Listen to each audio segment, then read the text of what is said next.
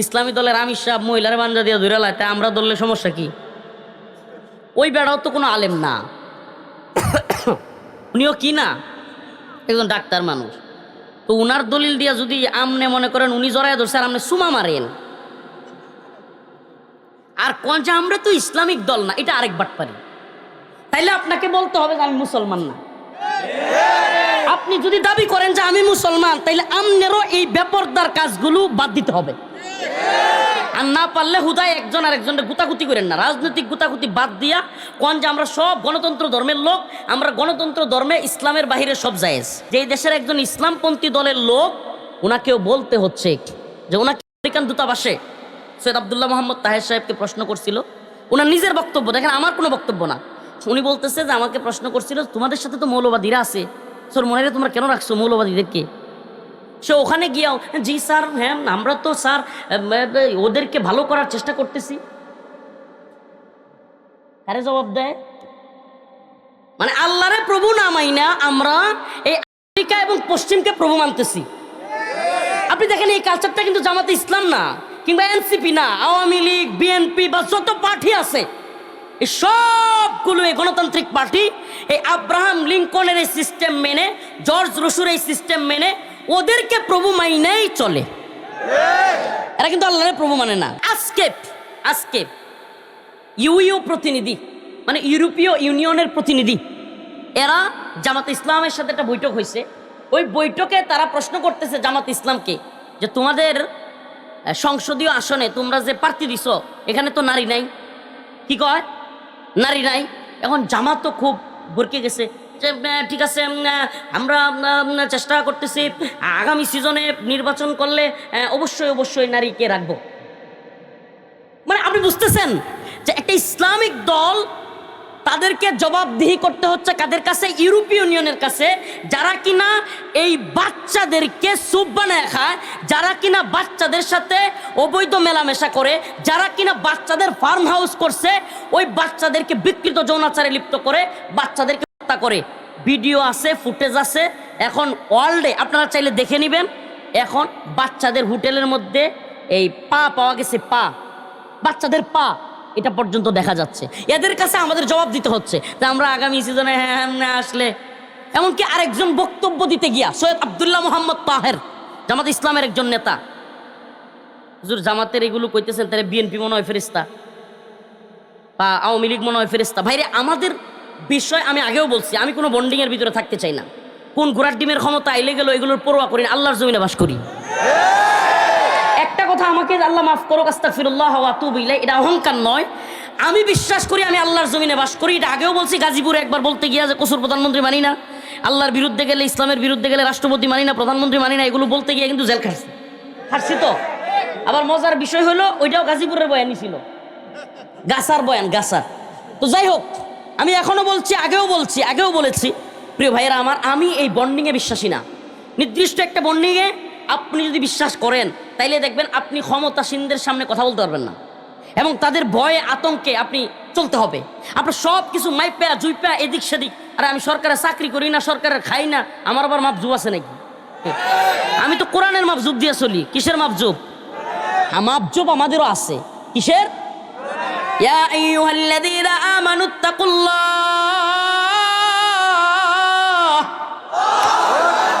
ওয়াকুলু কওলান সাদীদা। আমাদের আল্লাহ মাফ করুক, আস্তাগফিরুল্লাহ, আমরা গুনাহগার, তবুও আমাদের মধ্যে, মুমিনদের মধ্যে আল্লাহর ভয়টা অন্তত আছে। আল্লাহর ভয় যাদের মধ্যে আছে এরা তো এমনি চুরি করবে না, ছিনতাই করবে না, রাহাজানি করবে না, দুর্নীতি করবে না, সাদাবাজি করবে না, টেন্ডারবাজি করবে না, ঘুষ খাবে না, সুদ খাবে না। কারণ কি? দুনিয়ার আদালতে বিচার হইব এই জন্য, নাকি আল্লাহর ভয়ে? সুবহানাল্লাহ। কিসের ভয়ে? আল্লাহর ভয় যাদের আছে এদেরকে অন্য ভয়ের কোনো দরকার আছে? সুবহানাল্লাহ। অন্য ভয় তো এগুলো আমরা জানি, রাষ্ট্রীয় আইন, পকেটে কিছু মেরে দিলে সব শেষ। পৃথিবীতে সবচাইতে বড় দুর্নীতিবাজ, সবচাইতে বড় ক্ষমতাশীল, পৃথিবীতে সবচাইতে বড় ভণ্ড, সবচাইতে বড় নেতা, এটা কিয়ামতের আলামত। এটা কিয়ামতের আলামত, প্রিয় ভাইরা আমার। এই জন্য নির্দিষ্ট কোনো দল বিষয় না, এখানে আমাদের দল কোনো বিষয় না। কিন্তু আমার প্রশ্ন হচ্ছে, মানে আল্লাহর যদি প্রভু মানতো মদের লাইসেন্স দিতে পারতো? কথা বুঝেন নাই? আল্লাহকে যদি কেউ প্রভু মানে সে কি রাষ্ট্রে ক্ষমতা পাইয়া মদের লাইসেন্স দিবে? কারণ আল্লাহর হুকুম কি? ইন্নামাল খামর ওয়াল মাইসির ওয়াল আনসাব রিজসুম মিন আমালিশ শাইতান, যে মদ জুয়া এগুলো হলো শয়তানের কাজ, এগুলো মুমিনের কাজ না, মুমিন এগুলো করতে পারে না, এগুলো তার জন্য হারাম। বেশ, আল্লাহ বলছে আহাল্লাল্লাহুল বাই' ওয়া হাররামার রিবা, ক্রয় বিক্রয় হালাল, সুদ কি? আর এখন সুদ হারাম না? সুদের অগ্রণী ব্যাংক, রূপালী ব্যাংক, সোনালী ব্যাংক, আরো যত ব্যাংক আছে সব বৈধ। আচ্ছা বলেন, যদি কেউ কয় আমি আল্লাহর গোলাম, আল্লাহরে প্রভু মানি, তাইলে সে কি রাষ্ট্রীয় ক্ষমতায় গিয়া সুদকে বৈধতা দিবে? তাইলে কি বোঝা যায় যে এরা আসলে আল্লাহর গোলামিটা করে না, এরা হলো বুড়ের আগে সব দলই, এই যে কয় না যে রনি ভাই তো একদিকে কয়ে গেল গা, ধর্ম ব্যবসা এখন সবাই করে, ধর্ম ব্যবসায়ী এদেশে সব। এই দেখবেন যে আওয়ামী লীগ কোন, বিএনপি কোন, জামাত কোন, বা যেই দলই কোন, নির্বাচনের আগে দেখবেন কেউ বলতেছে মদিনা সনদের কথা, মদিনার ইসলামের কথা। আরে মিয়া, মদিনার ইসলামে কি বেপরদা আছে নাকি? আপনার দল যে বেপরদায় চলাফেরা করতেছে, মহিলারা বুট চাইতেছে, এটা কোন ধরনের ইসলাম? মহিলারা ওয়ার্ক করতেছে, বেহায়াপনায় ঘুরতেছে। শুনেন শুনেন শুনেন বলি তো, বাটপার এটা তো সব দিকেই। ইসলামের নামে এই জাতিকে ধোকা দেয়া। আমাকে আপনি বলেন, আল্লাহর বিধান ফরজ, পর্দার বিধান আল্লাহ ফরজ করছে না অন্য কেউ? ওয়াকারনা ফি বুয়ুতিকুন্না ওয়ালা তাবাররাজনা তাবাররুজাল জাহিলিয়াতিল উলা, এটা কি আমার কথা না আল্লাহর কথা? তা আল্লাহ পর্দার বিধান দিয়েছেন। আমাকে বলেন, শেখ হাসিনা পর্দা না করলে পর্দার বিধান উঠে যাবে? বেগম জিয়া মারা গেছেন, উনিও যদি পর্দা না কইরা থাকেন, করেন নাই, তাইলে পর্দার বিধান কি বাংলাদেশে রহিত হয়ে গেছে? ভাই, এই জন্য আমি বলি কি জানেন, আমাদেরকে এই বিষয়গুলো বুঝতে হবে যে এটা আল্লাহর বিধান কিনা, ব্যক্তিকেন্দ্রিক না, দল কেন্দ্রিক না। যদি আল্লাহর বিধান হয়, তাইলে আমি যদি আল্লাহর গোলামি দাবি করি যে আমি আল্লাহর গোলাম, আল্লাহর ইসলাম চাই, রাসূলের ইসলাম চাই, আমি অমুকের তমুকের ইসলাম চাই না, আল্লাহর কোরআনের কথা তো অন্তত মানতে হবে। আপনি পর্দার বিধান লঙ্ঘন করতেছেন, আপনি বলেন হুজুর আল্লাহ মাফ করো, গায়ে লাগলে কিছু করার নাই, কিন্তু আমাদেরকে বলতে হচ্ছে। ভাই, প্রিয় ভাইরা আমার, বন্ধুগণ আমার, এই যে পৃথিবী, এই যে পৃথিবীর যে স্ট্রাকচার বা পৃথিবীর এই তথাকথিত যে সমস্ত প্রভাবশালী, এদের কথায় আমাদের দেশও নাচে লাফায়, এদের কথায় আমাদের দেশের দলের নেতারাও চুপ থাকে কিংবা কথা বলে। কোনো প্রধানমন্ত্রী হয়, আবার কোনোটা চলে যায়। এদের কথায় আমাদের পার্বত্য চট্টগ্রামের নীতিমালা তৈরি হয়, এদের কথায় আমাদের পররাষ্ট্র নীতি তৈরি হয়। এই জন্য আপনাদেরকে ওদের এই বিশ্ব বেহায়াদের পরিস্থিতি কিয়ামতের আগে আপনাদেরকে বুঝানো আমাদের দরকার আছে। এরা যাদের কথায় নাচে, এরা দেখবেন আমাদের দেশে, বাংলাদেশে সুবহানাল্লাহ, মানে কিছু কিংবা পশ্চিমের পালিত বালক আছে, ডলার বালক, আমি এদের নাম দিছি ডলার বালক। কি বালক?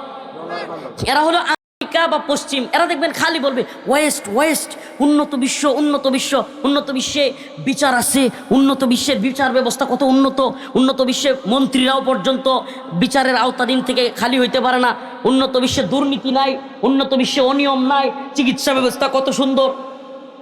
বলে কি বলে না? কারণ কি জানেন এরা এই কথাগুলো কেন বলে? কারণ ইসলামের সৌন্দর্য কিংবা কোরআনের শাসন, ইসলামের শাসন এরা দেখে নাই, এবং ওই সৌন্দর্যটা কি এটা এরা বুঝেও না। এই জন্য ওয়েস্টের ওই বাচ্চাদের, মানুষের জীবন্ত স্যুপ খাওয়া ওই কুকুরদের, ওই জানোয়ারদের, ওই হিংস্র হায়ানাদেরকে মনে করে এরা মানবাধিকারের লোক। আবারও বলছি প্রিয় ভাই, যারা মানুষের স্যুপ খায় এরা মানবাধিকারের লোক। এই জন্য বলি আপনাদেরকে, গাজীপুরের মুসলমান, কোনো মেয়েকে এই ধরনের টিকাগুলো দিবেন না। আমাদের কথা জানিয়া উদ্ভট লাগবে, হুজুরের কি কোন, এই সমস্ত টিকাগুলো দিবেন না। আমাদের মা বোনদেরকে এই সমস্ত টিকা দেয়া, আমাদের মা বোনেরা এখন নর্মাল ডেলিভারির অযোগ্য হয়ে গেছে। এখন যে কোনো মেয়েকে প্রেগনেন্সির শেষ দিকে ঠাস করে সিজার করতে হয়। কেন? কারণ এরা এই ইনজেকশনের মধ্য দিয়ে এই তথাকথিত উপকারের নামে আমাদের মা বোনদের ক্ষতি করছে। গরিবের কথা কিন্তু বাসি হইলে কি হয় ফলে। অতএব আমাদের কথা তো ভালো লাগবে না। এই হুজুর আদার ব্যাপারী জাহাজের খবর লে, হুজুর কি বুঝে না বুঝে, হ্যাঁ হেরাই বুঝে সব। তারা বলবে যে একটা সন্তান হলেই যথেষ্ট, দুইটার বেশি আর নয়। বলতো কি বলতো না? এই স্লোগান ভুলে গেছেন আপনারা? এই শয়তানের দলে এই স্লোগানগুলো দিয়ে গিয়েছে। একটা হলেই ভালো হয়, দুইটার বেশি আর নয়। প্রিয় ভাইরা আমার, বন্ধুগণ আমার, তো এই যে স্লোগানগুলো দিয়ে ইসলাম এবং মানবতা এবং এই যে ইসলামের সভ্য বিধান, কোরআনের সভ্য জীবন ব্যবস্থা, এগুলোকে ধ্বংস করবার এদের এক নীল নকশা চলছে।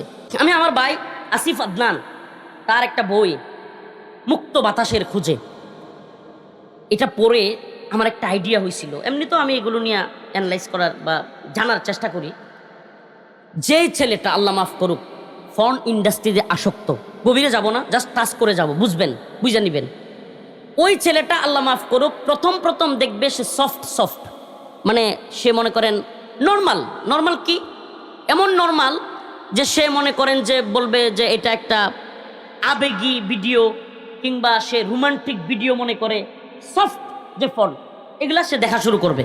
নাউজুবিল্লাহ। একটা পর্যায়ে তার ওগুলোতে আর তার হরমোনের গ্রোথ বাড়বে না, কিংবা তার মজা কিংবা আনন্দ, তার মধ্যে উত্তেজনা তৈরি হবে না।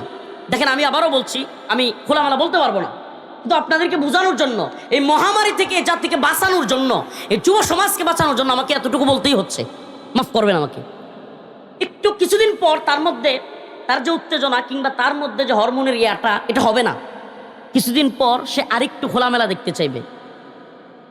চলে গেলে আপনারা চলে যেতে পারেন। কিছুদিন পর সে কি দেখবে? তার এই উত্তেজনা তৈরি করবার জন্য আরেকটু হার্ট দেখবে। এরপর তার ওইটাতেও আর হবে না, নাউজুবিল্লাহ। এরপর সে আরো হার্ট দিকে চলে যাবে। এমনকি ওদের ব্যাপারে জানা যায় যে হার্ট দেখতে দেখতে সে একটা পর্যায়ে, নাউজুবিল্লাহ, না সমস্যা নেই, একটা পর্যায়ে সে আপনার এক থেকে একাধিক, নাউজুবিল্লাহ, এক থেকে একাধিক, আমি আর গভীরে যেতে পারতেছি না, কথা বুঝতেছেন? তার উত্তেজনা তৈরি করবার জন্য কিংবা তার খায়েশাত তৈরি করবার জন্য কিংবা তার মনকে খুশি করবার জন্য এক থেকে একাধিক কিংবা সংঘবদ্ধ র্যাপ ওগুলো দেখতে শুরু করবে বা ওগুলো করতে শুরু করবে। নাউজুবিল্লাহ। আমাদের সমাজে বিকৃত যৌনাচার বাড়তেছে কেন জানেন? এই আমেরিকার ফর্ন ইন্ডাস্ট্রির কারণে। এই পুরা পৃথিবীতে এত বেশি ফর্ন ইন্ডাস্ট্রির মায়াজাল তৈরি করছে, যেই মায়াজালে একবার যার চোখ পড়ছে, নাউজুবিল্লাহ, সে এটাতে আবদ্ধ হয়ে গেছে। এবং এটা এমন লেভেলে গেছে যে আস্তে আস্তে সে হার্ড কোরের দিকে যাবে, নর্মালটাতে তার কাজ হবে না। এক পর্যায়ে আসিফ আদনান ভাইয়ের বই পাওয়া গেছে, বা আরও যারা এগুলো নিয়ে একটু গবেষণা করেন, ডাক্তার, ওনারা বলেছেন, নাউজুবিল্লাহ, এক পর্যায়ে পায়ু পথে, তারপরে মৃত ব্যক্তির সাথে পর্যন্ত এরা, এই অশ্লীল লোকেরা, বিকৃত লোকেরা শান্তি পায় না। তো এটা বুঝার জন্য বলি, আপনি যত বেশি আল্লাহর দিকে ঢুকবেন না, সুবহানাল্লাহ, মনে করেন আপনি আজকে একটু কোরআন তিলাওয়াত করছেন, কি করছেন? কোরআন তিলাওয়াত করছেন। আপনি দেখবেন ওই দিন যেদিন কোরআন তিলাওয়াত করছেন, ওই দিন আপনার নামাজ পড়তে ইচ্ছে হইতেছে। সুবহানাল্লাহ। না, আমি বুঝাইতে পারতেছি কিনা, যে আপনি যেদিন কোরআন তিলাওয়াত করছেন ওই দিন আপনার নামাজ পড়তে ইচ্ছে হইতেছে। আপনি যেদিন নামাজটা পড়ছেন না, ওই দিন একটা অভাবী লোক দেখলে মন চাইবো যে 10টা টাকা দিয়ে দিই। এটা কেন হচ্ছে? আপনি যখন আল্লাহর দিকে ছুটছেন, আস্তে আস্তে আপনাকে আল্লাহ পাক একটা থেকে একটা ভালো কাজের দিকে নিয়ে যাবেন। তেমনি ভাবে আপনি যখন শয়তানের দিকে ছুটা শুরু করবেন, একটার পর একটা খারাপ কাজ আপনার মধ্যে হইতে থাকবে। এবং এমনকি যে আপনার কাছে তখন ছোট্ট খারাপ কাজগুলো, মনে করেন আপনি একদিন চাচারে গালি মারছেন। কারে গালি মারছেন? চাচারে গালি মারছেন, চাচার সাথে উগ্র আচরণ দেখাইছেন। কিছুদিন পরে আর চাচারে উগ্র গালি দিয়ে আপনি মজা পাবেন না, এরপরে বাপেরে দিতে মন চাইবে। আমি তাত্ত্বিক আলোচনা করলে আমি দেখছি যে শ্রোতা থাকে না। রাজনৈতিক কথাবার্তা বললে, একটু জজবাতি কথাবার্তা বললে শ্রোতা থাকে। বাংলাদেশের শ্রোতাদেরও কালচার বাজে। শ্রোতারা মনে করেন এই দেশে, আমাদের বাংলাদেশের শ্রোতাদের অবস্থা হলো, কেউ আসে সুর শুনতে, কেউ আসে হুজুর এতক্ষণ হয়ে গেল আপনার বয়ানে একটা তাক বিড়ি দিতে পারলাম না, আবার কয় ঠিক। ভাইরে, এই বাস্তবতাটা কত জরুরি এটা জানা যে কত বেশি জরুরি যুবকদের। প্রিয় ভাইরা আমার, আবারও বলছি, আল্লাহ, আপনি যদি আল্লাহর দিকে ফিরেন, কার দিকে? আপনি আস্তে আস্তে একটা একটা করে আল্লাহর দিকে আগাইতে থাকবেন, সুবহানাল্লাহ, আপনার এক একটা নেক আমলের দিকে আপনার মজা বাড়তে থাকবে। আবারও বলছি, যেদিন আপনি কোরআন তিলাওয়াত করবেন, এদিন দেখবেন মানুষকে সালাম দিতে ইচ্ছা হবে। যেদিন আপনার সালাম দিতে ইচ্ছা হবে, কোরআন তিলাওয়াত করবেন, ওই দিন আপনার নামাজ পড়তে ইচ্ছা হবে। সুবহানাল্লাহ। আপনি নিয়মিত কন্টিনিউ 5 ওয়াক্ত নামাজ পড়লে মন চাইবে তাহাজ্জুদ পড়ি। সুবহানাল্লাহ। একটা নেক আমল আর একটা নেক আমলের উসিলা হয় এবং একটা নেক আমল আর একটা নেক আমলের দিকে নিয়ে যায়। তেমনি ভাবে একটা গুনাহের কাজ, একটা খারাপ কাজ, একটা জঘন্য কাজ আর একটা জঘন্য কাজের দিকে নিয়ে যায়। এটা আমি আপনাকে বোঝানোর জন্য উদাহরণটা দিলাম, এই জন্য যে ওই যে বিকৃত যারা কাজগুলো করতেছে এরা একদিনে মানুষের সুপ খাওয়া শুরু করে নাই। এদের অবস্থা হলো এরাও প্রথম নাউজুবিল্লাহ মানে স্বামী স্ত্রী যা করে মেয়েদের সাথে তারাও এগুলো করছে। আস্তে আস্তে দেখে যে না, এটাতে তো আমার খায়াসাত পূর্ণ হচ্ছে না, কারণ তার তো ক্ষমতা আছে, তার টাকা আছে, ক্ষমতা আছে, সময় আছে। সে দেখতেছে কিরে আমি তো চাইলে আরেকটু পারি, অল্প বয়স্ক মেয়েদের সাথে নাউজুবিল্লাহ সে ওটা করতেছে। এখন দেখে না অল্প বয়স্ক মেয়েদের সাথেও কাজ হচ্ছে না নাউজুবিল্লাহ, তারপরে সে বিকৃত যৌনাচারের দিকে চলে যায়। আমি ওই গভীরে যেতে পারবো না। এক পর্যায়ে এরা এই বিকৃত মস্তিষ্কের মানুষরা, এই প্রভাবশালীরা এক পর্যায়ে মৃত ব্যক্তিদের সাথে পর্যন্ত এই কাজ করে। এমনকি ছোট ছোট বাচ্চাদের সাথে, এমনকি ছোট ছোট বাচ্চারা যখন কান্না করে, চিৎকার করে, ওরা তখন ওই চিৎকারেও আনন্দ পায় নাউজুবিল্লাহ। আপনি আমি আমরা যারা আল্লাহর বান্দা, আল্লাহর গোলামি করি, মাঝে মাঝে কোনো মানুষ মনে করেন রাস্তার পাশে শুয়ে আছে, গরিব মানুষ, তারে 10-20 টাকা দিলে, একটু মাথা হাতে দিলে আমাদের মধ্যে একটা আনন্দ ফিল করি না? ফিল করেন কি করেন না? বাইরে আপনি না বুঝলেও এটাই সত্য যে আপনি 10টা টাকা দিয়ে কিংবা একজনের মাথা হাতা দিয়ে যারা ফিল করেন, ও বিকৃত যৌনাচারে লিপ্ত হয়ে কান্না করলে ওইটা সে ফিল করে। আর কিভাবে বুঝাবো প্রিয় ভাইরা আমার, বন্ধুগণ আমার? অথচ এই বিশ্ব তাদের হাতে। কেমন তাদের হাতে? সর্বশেষ আমার আলোচনার সর্বশেষ অংশে আপনাদেরকে বলি, কিয়ামতের বিভীষিকাময় আলামতের আরেকটা আলামত বাংলাদেশে ঢুকছে। বিসিএস পরীক্ষার প্রশ্নপত্রে কিংবা বিসিএস এর একটা ইয়ার মধ্যে এই রিসেন্ট আজকে দেখতে পারলাম যে ওখানে 4টা অপশন দেওয়া, মেল, ফিমেল, আদার্স, ট্রান্সজেন্ডার। আপনি চিন্তা করতে পারেন আদার্স মানে কি? আদার্স মানে কি? মেল, ফিমেল, পুরুষ মহিলা, এটা না বুঝলাম। ট্রান্সজেন্ডার, এটা যদি আপনি কোন হিজরা, তাও না বুঝলাম, যদিও ট্রান্সজেন্ডার কিনা হিজরা কিংবা তৃতীয় লিঙ্গ যেটাকে বলা হয়, এইটা আর ট্রান্সজেন্ডার কিন্তু এক না। কেমনে এক না? ট্রান্সজেন্ডার হলো নিজে নিজে সার্জারির মাধ্যমে নারী থেকে পুরুষ হয়েছে কিংবা পুরুষ থেকে নারী হয়েছে, তাদেরকে কি বলা হয়? এটা কি ইসলামে বৈধতা আছে? পুরুষ নিজের লিঙ্গ কাইটা নারী হবে, এটা বৈধতা আছে? এটা কারা করতেছে? এই যে তথাকথিত নোংরা বিশ্ব। আপনি কইবেন হুজুর আসলে এই নর্দমায় না ঢুকলে আপনাকে আমি বুঝাইতেও পারবো না, না আমি নিজে বুঝবো। এরা যে এত নর্দমার কীট, এদের মস্তিষ্ক এমন পোষা পৌঁছাইছে। আচ্ছা আপনি কন্যা গোটা পৃথিবীর সবচাইতে ক্ষমতাসীন ভেনেজুয়েলার প্রেসিডেন্টকে তুলে নিয়ে যায়, এত বড় ক্ষমতাসীন একটা রাষ্ট্রপ্রধানকে, এটার নাম হলো ট্রাম্প। নাম কি? তাইলে কোন এমন একটা পাগল যদি বিশ্বের সবচেয়ে ক্ষমতাসীন রাষ্ট্রের রাষ্ট্রপ্রধান হয়, তাইলে আমরা কি পরিমাণ মানে কেমন রাষ্ট্রের, কেমন পৃথিবীর মধ্যে বসবাস করতেছি? প্রিয় ভাইরা আমার, বন্ধুগণ আমার, আমি জানি না আপনাদেরকে আমি কতটুকু বোঝাইতে পারতেছি, কিন্তু আমাদের প্রশ্ন হলো এই যে দাজ্জালি বিশ্ব ব্যবস্থা, এই দাজ্জালি বিশ্ব ব্যবস্থায় আমাদেরকে আস্তে আস্তে ঢুকিয়ে দেওয়া হচ্ছে এবং ইসলাম থেকে, কোরআন থেকে আমাদেরকে দূরে সরাইয়া দিয়া ওই তথাকথিত পশ্চিমা সভ্যতা আমাদের বাংলাদেশেও আমদানি করবার নীল নকশা করতেছে এই এনজিও, এই ডক্টর মোহাম্মদ ইউনূসের সরকার। এরা আমাদের সন্তানদেরকে বুঝাইতেছে সমকামিতা এটা নর্মাল বিষয়, ট্রান্সজেন্ডার এটা নর্মাল বিষয়, না হলে আমাদের বিসিএস এর ইয়ার মধ্যে কেন থাকবে আদার্স, ট্রান্সজেন্ডার? আদার্স মানে কি? সমকামিতা সরাসরি লিখতে পারে নাই, আদার্স লিঙ্গ আবার কি আমাকে বুঝান না? মেল, ফিমেল, পুরুষ মহিলা, ট্রান্সজেন্ডার, তাও না বুঝলাম, আদার্স মানে কি? এই অপশনটা কাদের কথায় আপনি দিলেন? ডক্টর মোহাম্মদ ইউনূস কিংবা তার সরকার এই অপশন দিয়া এই জাতির সামনে কি বুঝাইতে চায়? এমনকি ক্লাস 9-এর বইয়ের মধ্যে সমকামিতাকে নরমালাইজ করবার জন্য বিভিন্ন গল্প ঢুকানো হচ্ছে ইংরেজি বইয়ের মধ্যে। আমি এখন নোট করে করে আনি নাই, এখন দেখানোর সুযোগ নাই, লম্বা আলোচনারও সুযোগ নাই। ক্লাস 9-এর বইয়ের মধ্যে গাল নামের একটা গল্প লিখে ওই গল্পের ভিতরে সমকামিতাকে নরমালাইজ করার চেষ্টা হয়েছে। আরো অসংখ্য বিষয় দিয়া আমাদের মধ্যে গত কয়েকদিন আগে একটা ভিডিও দেখছেন কিনা, জামালপুরে এক ছোট্ট ছোট্ট দুইটা মেয়ে একটা আরেকটারে কয় বিয়ে করবো। আশ্চর্য কথা, এটা কি রে?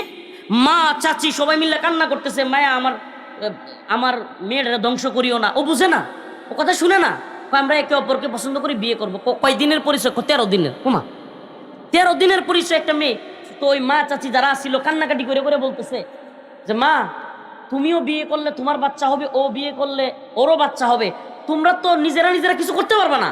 তারপরও বুঝে না, তার বাচ্চা দরকার নেই। প্রিয় ভাইরা আমার, বন্ধুগণ আমার, এই বিকৃত পৃথিবীতে আপনার সন্তান ঢুকে যাচ্ছে। এই বিকৃত পৃথিবীতে আপনার আমাদের সন্তানদেরকে নষ্ট করবার এক প্ল্যান করতেছে এই শয়তানি মিডিয়া, এই শয়তানি বিশ্ব ব্যবস্থা। এমন এক সিস্টেম তৈরি করছে যেখানে তারা চাইলে তথাকথিত নোবেল প্রাইজ দেয়। কি দেয়? আমার কথা বুঝেন? Nobel prize.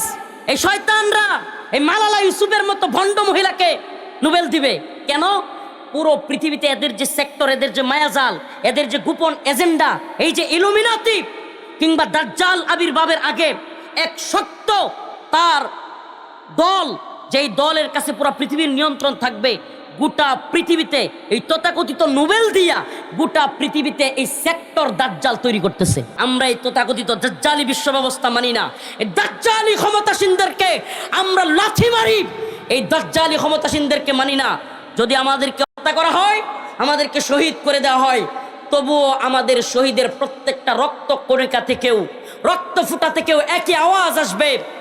লক্ষ লক্ষ নতুন প্রজন্ম তৈরি হবে, তারাও বলবে আমরা এই জাহালতের বিশ্ব ব্যবস্থা মানি না, আমরা কোরআনী শাসন চাই, আমরা কোরআনী বিশ্ব ব্যবস্থা দেখতে চাই।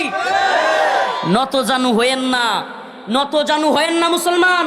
উম্মার যুব সমাজ, এতক্ষণের কথা, এতক্ষণের গল্পে তো মনে হবে হুজুর পুরো পৃথিবী তো তাইলে তাদেরই দখলে, আমরা কি করব? না, একটু আশার বাণী শোনা যায়। আল্লাহ বলেছেন কাম মিন ফিয়াতিন কালিলাতিন গালাবাত ফিয়াতান কাসীরাতাম বিইذনিল্লাহ।